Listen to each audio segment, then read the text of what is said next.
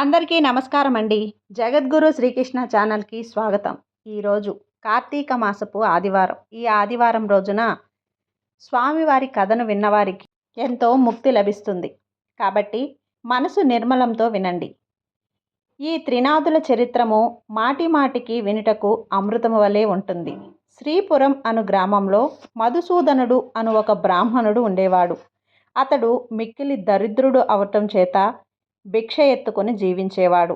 ఆ బ్రాహ్మణుడకు ఒక కుమారుడు జన్మించాడు. ఆ తల్లికి పాలు చాలకపోవటం వలన ఆ బాలుడి శరీరము దినదినానికి కృశించిపోతున్నది. ఆ బాలుడు చిక్కిపోతున్నందున ఆ బ్రాహ్మణుడి భార్య తన భర్తతో ఇట్లా అన్నది, అయ్యా, నేను చెప్పేది శ్రద్ధగా విను. మన పిల్లవాడికి పాలు నిమిత్తము పాలు గల ఆవు ఒకటి తీసుకోండి అని చెప్పగా ఆ మాట విని భర్త ఏమని చెప్తున్నాడంటే, ఓసి పిచ్చిదానా, నీకేమన్నా అనిపిస్తుందా? మనం పేదవాళ్ళము, పాలు ఇచ్చే ఆవు ఎలా దొరుకుతుంది? ధనరత్నములు మన వద్ద లేవు. నేను లోకంలో ఏ విధంగా గణ్యత పొందలేదు. ఎవరైతే ధన సంపదలు కలిగి ఉంటారో వారికే లోకమంతా మర్యాదలు చేస్తుంది. అట్టి వారికే లోకమంతా భయపడతారు కూడా. మన వంటి పేదవారిని ఎవరు అడుగుతారు అని బ్రాహ్మణుడు చెప్పాడు. భార్య మిక్కిలి దుఃఖించింది. ఓ బ్రహ్మదేవుడా, నీవు మా వంటి పేదవారింట్లో ఈ బిడ్డను ఎందుకు పుట్టించావు? ఏమి తిని ఈ బిడ్డ బ్రతుకుతాడు? ఈ శిశు హత్య నాకు చుట్టుకుంటుంది అని దుఃఖించుతా ఉండగా పిల్లవాడి ఘోష చూసి ఏమీ తోచక ఆ బ్రాహ్మణుడు చింతాకాంతుడై విచారించి తన ఇంట్లో ఉన్న కమండలం వగైరా చిల్లర సామాను సంతలో అమ్మేసి ఆ అమ్మగా వచ్చిన సొమ్మును 5 రూపాయలు జాగ్రత్తగా పట్టుకొని వెళ్ళి భార్య చేతికి ఇచ్చాడు. ఆమె ఆ సొమ్ము చూసి సంతోషించి భర్తను చూసి, అయ్యా, ఈ సొమ్మును తీసుకెళ్ళి పాలు తెచ్చే ఆవుని తీసుకొనిరా అని చెప్పింది. అట్లు భార్య చెప్పిన మాటల ప్రకారం బ్రాహ్మణుడు ఆ 5 రూపాయలు పట్టుకొని గ్రామం తిరిగాడు. ఇట్లు తిరగతా ఉండగా పెద్ద భాగ్యవంతుడగు షావుకారు ఉండే గ్రామంకి వెళ్ళాడు. ధనధాన్యాలు పరిపూర్ణమై కుబేరునితో ఆ షావుకారు సరి సమానంగా ఉన్నాడు. అతని ఆవులన్నీ పాలతో నిండి ఉన్నవి. దైవఘటన మాత్రం మరో విధంగా ఉన్నది. తన ఆవులలో బోధ అనే ఆవు ఉండెను. అది మిక్కిలి దుష్టబుద్ధి గలది. బయటకు మేతకు వెళ్ళే పరుల వ్యవసాయంలో చొరబడి తినేస్తూ ఉండేది. ఒక దినం షావుకారు చూస్తూ ఉండగానే పేదవాడి పొలంలోకి చొరబడి పండిన పంటను పూర్తిగా తినేసింది. అది చూసి షావుకారు అతి కోపముతో ఏమంచున్నాడంటే, ఇక దీని ముఖము నేను చూడకూడదు. అవును, ఇప్పుడే అమ్మేస్తాను. ఇది 50 రూపాయలు అయినప్పటికీ నాకు మంజూరు లేదు. కాబట్టి ఇప్పుడు బేరం వచ్చిన 5 రూపాయలకే ఇచ్చేస్తాను అనేసరికి మధుసూదనుడు ఆ మాటలు విని షావుకారుతో ఇట్లా అనెను, షావుకారు వినండి, 50 రూపాయలు ఖరీదు గల ఆవు అయినప్పటికీ మీరు మంజూరు లేదు. కావున ఈ 5 రూపాయలే నేనే ఇస్తాను. ఆవు దూడ రెండింటినీ నాకు ఇప్పించండి అని అనగానే ఆ బ్రాహ్మణుడు, ఓ బ్రాహ్మణుడా, నీకు వెర్రి పట్టిందా అని షావుకారు అన్నాడు. అంత బ్రాహ్మణుడు, మీరు షావుకార్లు అయి ఉన్నారు. మీ మాట మీరు నిలుపుకోండి. మాట తప్పితే మీరు అసత్యవంతులవుతారు అని అన్నాడు. ఆ బ్రాహ్మణుడు అన్న మాటలు షావుకారు విని తన మదిలో విచారించి, తెలియక అనేశాను. ఈ బ్రాహ్మణుడు ఎక్కడ నుండి వింటున్నాడో ఆ ఆవును అతనికి ఇవ్వకపోతే నాకు అసత్యము ప్రాప్తించును కదా అని బ్రాహ్మణుణ్ణి చూసి చెయ్యి చాచాడు. వెంటనే సొమ్ము పుచ్చుకొని ఆవు దూడను బ్రాహ్మణుడకు షావుకారు ఇచ్చి పంపించేశాడు. ఆ ఆవును చూడగానే బ్రాహ్మణ స్త్రీ చంద్రుణ్ణి చూసిన కలువ వలె సంతోషపడింది. వెంటనే పాలు పితికి కుమారునికి పోసి ఆనందం పొందింది. ఇట్లా కొన్ని దినాలు గడిచిన తర్వాత ఆవు ఎటుపోయిందో కనిపించలేదు. పొద్దుపోయే వేళయింది. ఆవు రాకపోవటం చూసి బ్రాహ్మణుడు వెతకడానికి వెళ్ళాడు. వీధుల్లోనూ సమీపమున ఉన్న వ్యవసాయ భూముల్లోనూ చూశాడు. ఆవు కనిపించట్లేదు. తెల్లవారగానే నిద్ర మేల్కొని ఆవును వెతుకుటకై బయలుదేరి కొంత దూరము నడిచి వెళ్ళి తోటలో ఒక చెట్టును చూశాడు. అది ఒక గొప్ప మర్రి చెట్టు. పైన 3 మనుషులు కూర్చుని ఉన్నారు. వారు వరుసగా బ్రహ్మ, విష్ణు, మహేశ్వరులు. వారే త్రిమూర్తులు. అటువంటి చెట్టు కింద బ్రాహ్మణుడు కూర్చొని ఆయాసము తీర్చుకొని పైకి లేచి పోచుండగా త్రిమూర్తులు బ్రాహ్మణుడితో, ఓ విప్రుడా, నీ మనసుకు ఎందుకు చేత ఇంత దుఃఖము కలిగింది? నీవు ఎక్కడికి వెళ్తున్నావు? ఆ సంగతి మాతో చెప్పు అని అనగా, బ్రాహ్మణుడు చేతులు జోడించి, అయ్యా, నేను కడు పేదవాడను, భిక్షమెత్తుకొని బ్రతికేవాడను. నాకు ఒక ఆవు ఉన్నది, అది కనిపించట్లేదు. ఈ దినము శ్రీపురము సంత అగుచున్నది కదా, ఆ సంతకు వెళ్ళి వెతుకుతాను. ఎవరైనా దొంగలించి తీసుకుపోయినట్లయితే ఆ సంతలోనే అమ్ముతారు కదా. త్రినాథ స్వాములారా, ఈ ఉద్దేశంతోనే నేను వెతుకుతూ వెళుచున్నాను అని తన సంగతి చెప్పాడు. అది విని త్రిమూర్తులు బ్రాహ్మణుడికి ఏం చెప్తున్నారంటే, నీవెలాగో సంతకు వెళ్తున్నావు కాబట్టి మా కోసం ఏమన్నా కొన్ని దినుసులు కొని తీసుకురా అని త్రిమూర్తులు అన్నారు. అంత బ్రాహ్మణుడు ఏం దినుసులు కావాలి అని అడగగా త్రిమూర్తులు ఇట్లా అన్నారు, ఒక్క పైసాకు ఆకులు ఒక పైసాకు నూనె మాత్రం తెచ్చి ఇమ్మని చెప్పారు. ఆ మాటలు విని బ్రాహ్మణుడు ఏమని చెప్తున్నాడంటే, ఓ త్రిమూర్తులారా, నాకు పైసలు ఎక్కడ దొరుకుతాయి? నేను పేదవాడను కదా, భిక్షమెత్తుకొని జీవించుతున్నాను అని అనగా త్రిమూర్తులు ఏం చెప్తున్నారు అంటే, ఓ బ్రాహ్మణుడా, విను. అదిగో రెల్లు పొద కనిపించుచున్నది కదా, దాని మొదట 3 పైసలున్నవి. ఆ మాటలు విని బ్రాహ్మణుడు వెళ్ళి ఆ గోరంటు గడ్డి మొదలు పైకి లాగి చూసేసరికి 3 పైసలు దొరికినవి. ఇంకా ఉండునేమోనని ఆ చెట్టు అంతా కూడా లాగుతున్నాడు. అది చూసి త్రినాథుల వారు, ఓ బ్రాహ్మణుడా, నీకు వెర్రి పట్టిందా? అందులో పైసలు ఇంకా లేవు. ఎంత దొరికినదో అంతే ఉండును అని అన్నాడు. ఆ మాటలు బ్రాహ్మణుడు విని అచట నుండి వెళ్ళిపోయాడు. కొంత దూరం వెళ్ళి తిరిగి వచ్చి ఆ చెట్టు కింద నిల్చొని చేతులు జోడించుకొని నిల్చున్నాడు. త్రినాథులు ఇట్లా అన్నారు, ఓ విప్రుడా, తిరిగి ఎందుకు వచ్చావు అంటే, అయ్యా, మీరు చెప్పిన వస్తువులు నేను ఎలా తెస్తాను అని ప్రశ్నించాడు. నీ పై పంచెలో వేసుకొని తెమ్మని సెలవిచ్చారు త్రినాథులు. అందుక బ్రాహ్మణుడా, నీ గావంచెలో అంటే నీ పైపంచెలో నూనె ఎలా ఉంటుంది?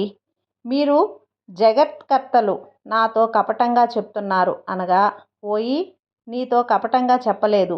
మమ్ము తలుచుకొని నూనె నీ పైపంచెలో పోసుకొని తీసుకురమ్మని చెప్పారు. అలా బ్రాహ్మణుడు శ్రీపురం సంతలో ప్రవేశించాడు. వెళ్ళి చూడగా ఆవు కనిపించలేదు. ఆకులు వక్కలు గంజాయి తీసుకొని నూనె కోసం బజారుకెళ్ళి తేలిక గల వానితో 1 పైసా నూనె పై పంచెలో పోయమన్నాడు.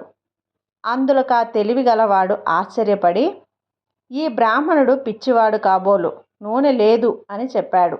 అక్కడ నుండి వెళ్ళి ఒక ముసలి తేలిక గల వానిని నూనె అడిగాడు. అంతా ఆ ముసలివాడు దిగుమట్టు నూనె ఎంతటిది కావాలని అడగ్గా 1 పైసా నూనె మాత్రమే ఇవ్వమని ఆ బ్రాహ్మణుడు పైపంచె చూపించాడు. ఆ తేలిక గలవాడు, ఈ బ్రాహ్మణుడు వికారపువాడు కాబోలు, వీడిని మోసం చేసి పైసలు తీసుకుంటాను అని ఆలోచించి కొలత పాత్ర తిరగవేసి నూనె కొలత వేసి ఇచ్చాడు. విప్రుడు పైపంచె కొనచెంగు పట్టుకొని అచట నుండి వెళ్ళిపోయాడు. అంతే, తేలిక గలవాని కుండలో నూనె కొంచెమైనను లేకుండా పోయింది. అది చూసి తెలిగలవాడు మూర్ఛపోయాడు.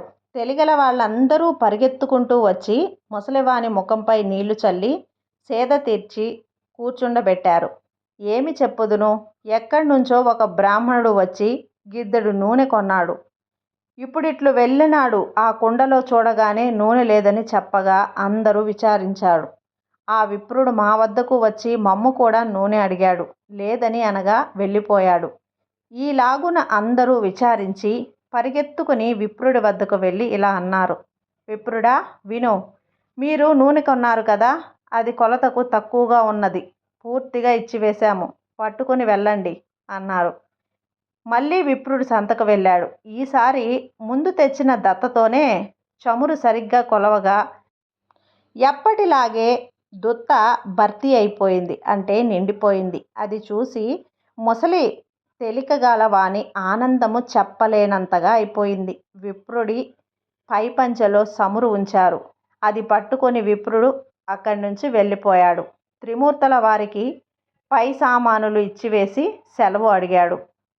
సెలవు అడగగానే త్రిమూర్తులు విప్రునితో ఏమన్నారంటే, పోయి నీ కష్టము చూసి మా మదిలో దయ కలిగింది. ఒక మాట విను. నీవు త్రినాదుల సేవ చేస్తావా? నీ దరిద్రము పటాపంచలై అధిక సంపదలు కలుగులని త్రినాదులు అనగా, అది విని స్వామి ఏ వస్తువులతో మిమ్మల్ని పూజ చేయవలెను అని త్రినాదులు ఇలా అన్నారు. ఓ ద్విజుడా వినుము. మా పూజకు అధిక ద్రవ్యము అక్కర్లేదు, కొంచెముతోనే తృప్తి పొందుతాము. ఇప్పుడు నీవు తెచ్చిన 3 పైసల సామాగ్రి చాలు. త్రిమూర్తుల పూజా ద్రవ్యములు ఇంతే. మాకు వీనితోనే మేళా చెయ్యము. 3 మట్టి చిలువల యందు గంజాయి నిలిపి అందులో నిప్పుతో ధూపము వెలిగించవలెను.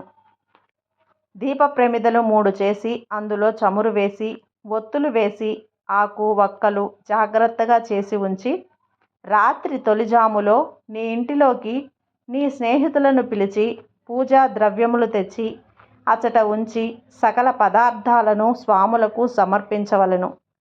అలాగున చేసిన సకల పాపాలు నివారించును. అది విని ద్విజుడు పూజ చేయటానికి ఉపక్రమించెను. చెట్టు మొదటనే పూజ ఆరంభించి గంజాయి మందు తయారుపరిచారు.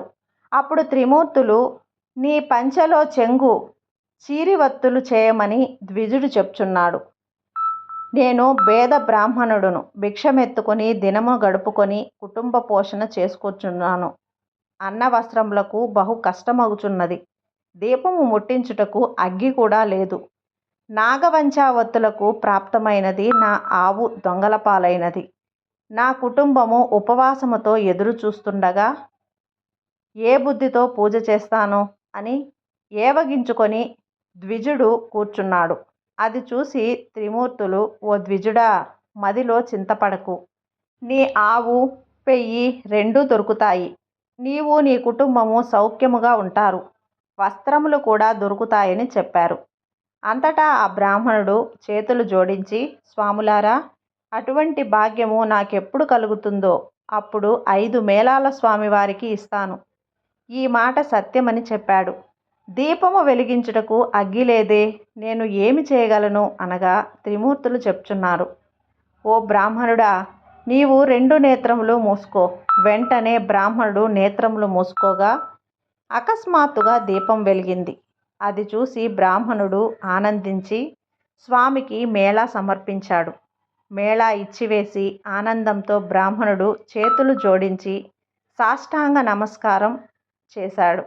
త్రిమూర్తుల వద్ద సెలవు పొంది కొంచెం దూరం నడిచి వెళ్చుండగా త్రోవలో ఆవును దూడను చూసి సంతోషించి, త్రినాదుల వారు నా యందు దయ ఉంచి ఆవును దూడను తెచ్చి ఇచ్చారు. వారి పూజ బాగుగా చేశాను అని భావించుకొని ఆవును దూడను తోలుకొని పోయి ఇంటికి చేరాడు. చూడగా తన ఇంటిలో సిరి సంపదలు పరిపూర్ణంగా ఉన్నవి. అది చూసి అధికంగా సంతోషం పొంది కడు శ్రద్ధతో పూజ సమర్పించాడు. చేయవలసిన కార్యక్రమాలన్నింటినీ విశదముగా తెలియపరిచాడు. తన స్నేహితులను రప్పించి వెనకటి వలనే మేళా సమర్పించాడు. మేళా చేయు పద్ధతి అందరికీ చెప్పగా అంతా ఒప్పుకున్నారు. ఆ రాజ్యంలో ఉన్న ప్రజలందరూ త్రినాద పూజ చేశారు. అందరి ఇండ్ల యందు సుఖ సంతోషములతో ఉన్నారు. దానివల్ల షావుకారులు అందరూ కూడా వ్యాపారాలు మూసివేశారు. అందరూ ఆ దేశపు రాజు వద్దకు వెళ్ళి ఫిర్యాదు చేశారు. వారిని చూసి రాజు, మీరందరూ ఎందుకు వచ్చారు అని అడగగా, అయ్యా, మా ఫిర్యాదు మీరు వినవలెను. మధుసూదనుడు అను పేద బ్రాహ్మణుడు ఒకడు భిక్షమెత్తుకుని జీవించేవాడు. శ్రీపురము వెళ్ళి వచ్చి త్రినాద మేళను ఆచరించాడు. త్రినాదులు ఏ దేవతలో వారిని ఆ బ్రాహ్మణుడు పూజించగానే సకల సంపదలు అతనికి కలిగినవి. ఊరిలోనున్న రైతులు యావద్మంది త్రినాదమేళా చేశారు. గుడ్డివారు, కుంటివారు అందరూ కూడా ఈ మేళాను చేశారు. అందరూ మోక్షం పొందినారు. ధనధాన్యాలు కలిగి కుబేరునితో సమానమైపోయారు. మా వ్యాపారాలు పోయినవి. మా క్రయ విక్రయములు ఎలాగునో జరుగుతాయి అని చెప్పగా రాజు ఆ మాటలు విని చాలా కోపం తెచ్చుకొని సకల జనులను పిలిపించి కోపంతో ఇట్లా అన్నాడు. త్రినాదులు అనే దేవతలు ఏ ఏ దేవతలు? వారిని మీరు ఎందుకు పూజించుచున్నారు? నేను చెప్చున్నాను వినండి. ఈ పూజ మీరు చేయకూడదు. అట్లా పూజ ఎవరైనా చేస్తారో వారు 500 రూపాయలు జరిమానా ఇచ్చి 6 మాసాలు ఖైదీలో ఉండవలెను. అటులా కాకుండా మీరు శూలం చేయబడినవి రాజుగారు ప్రజలందరికీ తాకీదు ఇచ్చి పంపించాడు. ఈ సంగతి త్రినాదుల వారికి తెలిసి ఆ రాజుకు దండన విధించారు. దాని ఫలితంగా రాజకుమారుడు చనిపోయాడు. నగరంలో ఏడ్పు ఘోష వినిపించుచున్నది. ప్రజలందరూ రాజు వద్దకు పరిగెత్తినారు. రాజు దైవకృప తప్పడం వలన తన కుమారుడు చనిపోయాడని అనుకుంటున్నారు. కుమారుని ముఖం చూస్తూ రాజు ఏడ్చుచున్నాడు. తల్లి, బంధువులు మొదలగు వారంతా దుఃఖించుచూ ఉన్నారు. దహనము చేయుటకై స్వర్ణభద్ర నదీ తీరమునందు ఈ శవము ఉంచారు. త్రినాదులకు దయ కలిగింది. రాజకుమారుణ్ణి బ్రతికించి వెతుము, మనకు పేరు ప్రఖ్యాతులు కలుగును అని బాగుగా ఆలోచించి బ్రాహ్మణ రూపంలో ఆ శ్మశానమునకు వచ్చారు. రాజును వారి సమూహమును చూసి, మీరందరూ ఈ నదీ తీరమునకు ఎందుకు వచ్చారు? ఏల మీరు విచాలము చెందుతున్నారు? ఈ పిల్లవాడు ఎందుకు పడుకొని ఉన్నాడు? ఇతని శరీరంలో చల్లదనము కలదే అని అడుగగా అంతా త్రిమూర్తులతో ఇలా అన్నారు. మీతో ఏం చెప్పగలం? రాజకుమారుడు చనిపోయాడు. ఆ రాజేమి దోషం చేశాడో కానీ ఇతడు చనిపోయాడు అనగా ఆ కుర్రవాడు చనిపోలేదు. త్రినాదుల వారికి రాజు అపరాధం చేసినందున ఈ చావు కలిగినది. ఇప్పుడు మీరందరూ త్రినాదులను భజించితే చాలు, ఈ బాలుడు లేచి కూర్చుంటాడు. మా మేళా చేయుటకు రాజు ఒప్పుకున్నట్లయితే ఈ రాజకుమారుడు బ్రతకగలడని చెప్పి త్రినాదమూర్తుల అదృశ్యమయ్యారు. అందరూ వారి మాటలను విని త్రినాదస్వాముల పేరు ఈ రాజతనయుని చెవిలో చెప్పారు. 7 మేళాలు చేయుటకు ఒప్పుకున్నాడు. అలా ఒప్పుకోగానే రాజకుమారుడు లేచి కూర్చున్నాడు. అది చూసి అందరూ సంతోషమును పొందారు. అప్పుడు త్రిమూర్తుల పేరు మాటి మాటికి స్మరించారు. అందరి నోట వెలువడిన పలుకలు సముద్ర గర్జన వలె వినిపించాయి. అటువంటి సమయమున ఒక వర్తకుడు ఆ ఊరి మీదుగా తన ఓడలలో విదేశాలకు సరుకులను తీసుకుని వెళ్తున్నాడు. ఆ ఓడను నడిపించుకొని స్వర్ణభద్రా నది తీరమున ప్రవేశించాడు. ఘోష చేసిన స్థలము దగ్గరకు వెళ్ళాడు. వారిని చూసి, జనులారా, త్రినాదుల పేర్లు ఏం పేర్లు? మీరెలా స్మరించుచున్నారు? వినడానికి శ్రద్ధగా ఉన్నాయి అనగా రాజుగారి మనుషులు ఇట్లా అన్నారు. ఓ వర్తకుడా, వినుము. బ్రహ్మ, విష్ణు, మహేశ్వరులు అనేవారు త్రినాదస్వాములు. అటువంటి ప్రభువులను మా రాజుగారు మన్నించనందున అపరాధులైనాడు. ఈ అపరాధము వలన ఈ రాజకుమారుడు చనిపోవటచే ఇతనిని మేము తీసుకుని వచ్చి అగ్ని సంస్కారము చేయుటకు కూర్చుని ఉన్నాము. ఇది చూసి ప్రభువులకు దయ కలిగింది. వచ్చి వీనిని బ్రతికించారు. అందుకు 7 మేళాలు చేయుటకు ఒప్పుకున్నారు. వెంటనే రాజకుమారుడు బ్రతికి కూర్చున్నాడు. ఈ విధంగా వారు చెప్పగా అది విన్న షావుకారు మదిలో సంతోషించి, అటువంటి ప్రభువు ఎక్కడున్నారో చనిపోయిన రాకుమారుడికి బ్రతికి కూర్చుండెను. నా ఓడలు ఒడ్డున ఆనుకుని ఉన్నవి. నేను ఓడపై వెళ్ళి వస్తాను. నా ఇంటికి సుఖంగా చేరుకున్నట్లయితే నాకు వ్యాపారంలో నష్టం రాకపోయినట్లయినందున ప్రభుల వారిని 5 మేళాలు చేస్తాను. ఇట్లు మనసులో సంకల్పించుకొని ఓడపై కూర్చొని నడిపించుకొని వెళ్ళిపోయాడు. పైదేశము వెళ్ళి అచట గొప్ప లాభము పొంది తిరిగి వచ్చి ఓడ నడిబొడ్డున లంగరు వేయించి ఇంటికి వెళ్ళాడు. తన నౌకర్లందరూ ఓడలోని ధనము మోసుకొని పోయారు. ధనమును ఇంటిలోకి తీసుకొని షావుకారు సంతోషంతో ఉన్నాడు. ధనం చూసి ప్రభుల వారి మేళాలను మర్చిపోయాడు. అందుకు ప్రభువులకు కోపం కలిగి దండన వేశారు. ఓడ నీటిలో మునిగిపోయింది. నౌకర్లు, ఓడలో ఉన్న వారందరూ నీటిలో మునిగిపోయారు. అది తెలిసిన అతను కూడా భూమిపై పడి గోల పెట్టాడు. మరికొంతసేపటికి తెలివి తెచ్చుకొని ఏడుస్తూ ఉన్నాడు. ఆకాశం నుండి త్రినాదులు, నీవు మాకు మేళాలు ఇచ్చినావు కావు, అందుచేతనే ఓడ మునిగిపోయింది. నీవు 5 మేళాలు సమర్పించినట్లయితే నీ ఓడ నీకు ప్రాప్తించును అని సెలవిచ్చారు. అది విని షావుకారు మదిలో దుఃఖించి ముందు నేను సంకల్పం చేసి ఉంటిని. ప్రభువుల మహిమను మరిచిపోయాను. ఇప్పుడే త్రినాదుల వారికి మేళా ఇస్తాను అని మదిలో నిశ్చయించుకొని మేళాకు కావలసిన సామాగ్రి తెప్పించి స్నేహితులను రప్పించి నీటిలో మునిగిపోయిన ఓడ వెంటనే పైకి తేలింది. అందరూ చూసి పట్టలేని సంతోషం పొందారు. పరిచాకరులు, నౌకర్లు ఓడలో గల మిగిలిన ధనము కొనిపోయినారు. ధనము మోసించి షావుకారు ఇంటిలో ప్రవేశించెను. గంజాయి, ఆకులు, వక్కలు అన్నీ స్వామివారికి మేళా సమర్పించి సాష్టాంగ దండ ప్రణామాంబులు చేశారు. రాజ్యమంతా త్రినాథస్వామి మేళా గురించి ప్రకటనలు పంపించారు. మేళాను చూచుటకు అంతా వస్తున్నారు. ఆ మేళా జరుగు స్థలమునకు నిత్యము ఒక వైష్ణవుడు వస్తూ ఉండేవాడు. అతడు త్రినాథ మేళా చెల్లించకుండా ఇంటికి ఎప్పుడూ వెళ్ళిపోతూ ఉంటాడు. అతనిని ఈ పొద్దు మా స్థానం నందు కూర్చోబెట్టకూడదు అని అనుకొని మేళా చేయు వారంతా వైష్ణవుడు రాగానే చూసి, మేళా చెల్లించకుండా నువ్వు వెళ్తున్నావు కాబట్టి నిన్ను మేళా వద్దకు రాకుండా ఆపుతాము అని చెప్పగా, వైష్ణవుడేమి అనుకున్నాడంటే, నాయనలారా, అపరాధము క్షమించండి, ఇక నుండి మేళా కాకుండా వెళ్ళను. నేను నికరముగా చెప్తున్నాను, నా గురువు ఇక్కడకు వచ్చినా సరే విడిచి వెళ్ళను. దైవయోగమున ఈ క్షణమే గురువు వచ్చి వైష్ణవుణ్ణి ఇంటిలోకి వెళ్ళినాడు. నా శిష్యుడు ఎక్కడికి వెళ్ళాడు? ఈ దినము అవపించలేదే అని చెప్పి వైష్ణవుణ్ణి ఇంటిలోకి తీసుకువెళ్ళాడు. వైష్ణవుడు గురించి అతని తల్లిని అడిగాడు. అప్పుడు అతడు అతనితో ఎలాగోలా చెప్పాడు. నా కుమారుడు మేళా వద్దకు వెళ్ళాడు. గురువు మేళా ఎవరిదని అడిగాడు. అందుకు అది ముసలిది, అది త్రినాదుల మేళా అని చెప్పాడు. ఆ మాటలు విని గురువు అక్కడకు వెళ్ళి చూడగా అంతా స్వామివారిని భక్తి శ్రద్ధలతో పూజ చేస్తున్నారు. అది చూసిన గురువుకు కోపం వచ్చి బాగా తిట్టి మేళా స్థలమును, సామాగ్రిని కాలితో తన్నివేశాడు. అలా తన్నివేయగా తర్వాత వైష్ణవుని పట్టుకొని బరబరా లాక్కొని పోయాడు. కొంత దూరము వెళ్ళేసరికి బోరున వర్షం కురుస్తుంది.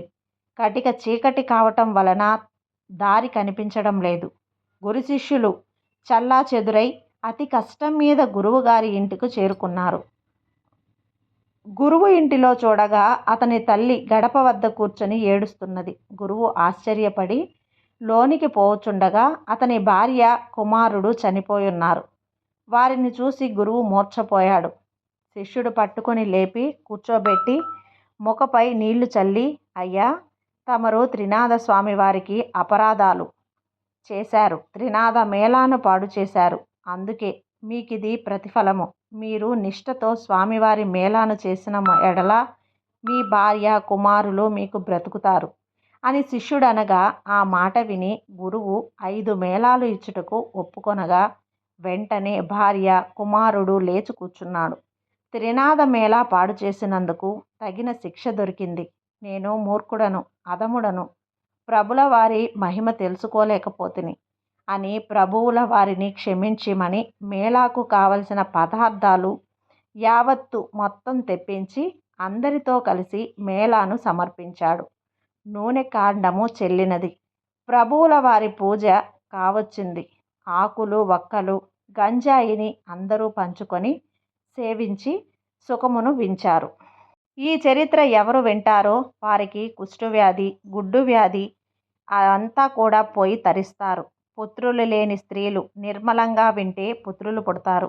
ఎవరైతే కొంటెగా హాస్యము చెప్పినా నడ్డితనము, గుడ్డితనము కలుగుతుంది. 3 త్రిమూర్తులను 3 స్థలముల నుంచి ముందు విష్ణువును పూజించవలెను. చందనము, పువ్వులను తెచ్చి త్రిమూర్తులను వేరువేరుగా పూజించవలెను. నైవేద్యము సమర్పించి గంజాయితో అగ్నికి వేయవలెను. తాంబూలమును 3 భాగాలు చేసి ఉంచవలెను. త్రిమూర్తుల వారి ఎడమ భాగమున వినాయకుణ్ణి ఉంచవలెను. 3 దీపములు వెలిగించి, ఓ త్రినాథ స్వాములారా దయచేయండి అని అనవలెను. అంతా సమర్పించి త్రినాథ స్వాముల వారి పాదములపై పడవలెను. అందరూ నిర్మలమైన మనసుతో కూర్చొని కథ వినవలెను. ప్రసాదము అందరూ పంచుకొని సేవించవలెను. ఈ విధంగా త్రినాథులను పూజించి తరించండి.